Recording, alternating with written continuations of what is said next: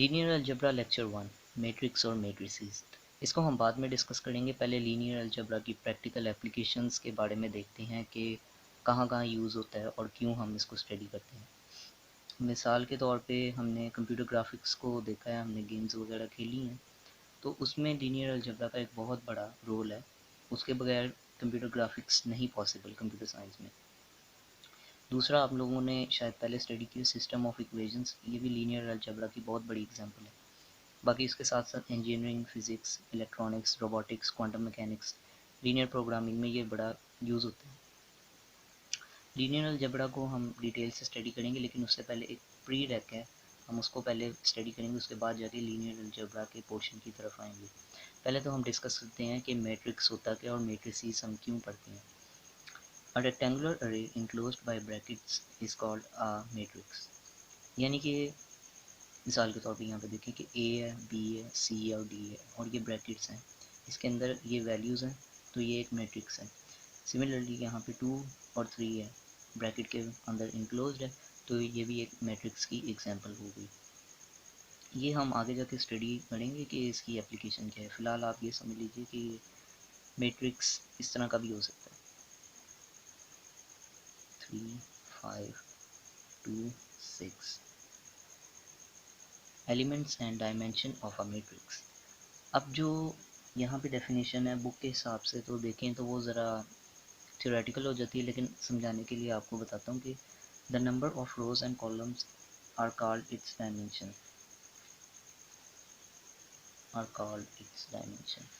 यानी कि जो हमारे पास यहाँ पे एक एग्जांपल लेते हैं 2, 3, ये देखें।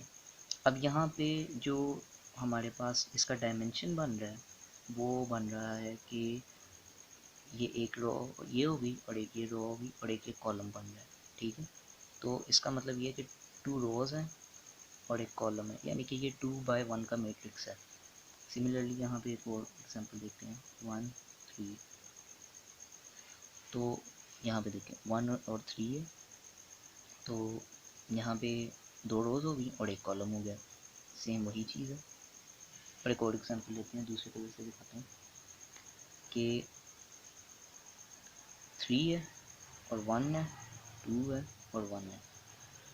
तो यहाँ पे देखें एक रो ये होगी और एक रो ये होगी, एक कॉलम ये हो गया और ये कॉलम ये हो गया, तो यानी कि ये 2 by 2 का मैट्रिक्स बन रहा है।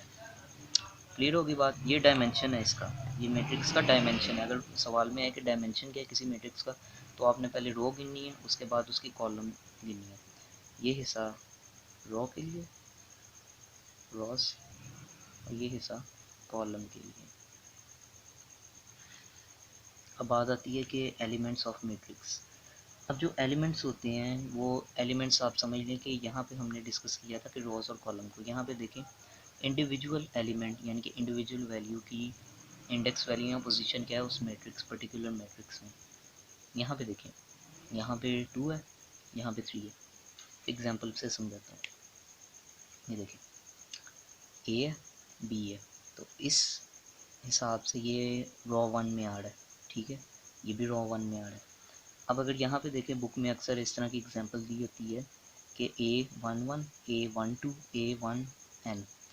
मतलब ये है कि पहले रो है उसके बाद कॉलम है। अब ये यहाँ पे ये समझ लें ये ए है, ठीक है, ए। तो इस 8 में पहली रो है, ठीक है, और पहला ही कॉलम है। और अगर इस 9 की बात करें तो पहली रो है, ठीक है, और अगर कॉलम की गिनती करते हैं 1, 2, 3, 4, फोर्थ इसका कॉलम है। अगर ये 12 लेते हैं तो यहाँ पे इसका जो बनता है वो रो बनती है वो 2 बनती है, कॉलम इसका 4 बनता है। तो ये होता है इस तरह। ये देखें यहाँ पे सॉल्व करते हैं ए, आई और जे। यहाँ पे 8 का बनता है हमारे पास, पहले का हम लेते हैं, ये वाला एलिमेंट जो है इसका बनता है 1, 1, क्योंकि पहली रो है और पहला ही कॉलम है। ये देखें पहली रो है और पहला ही कॉलम है, पहली रो और पहला कॉलम।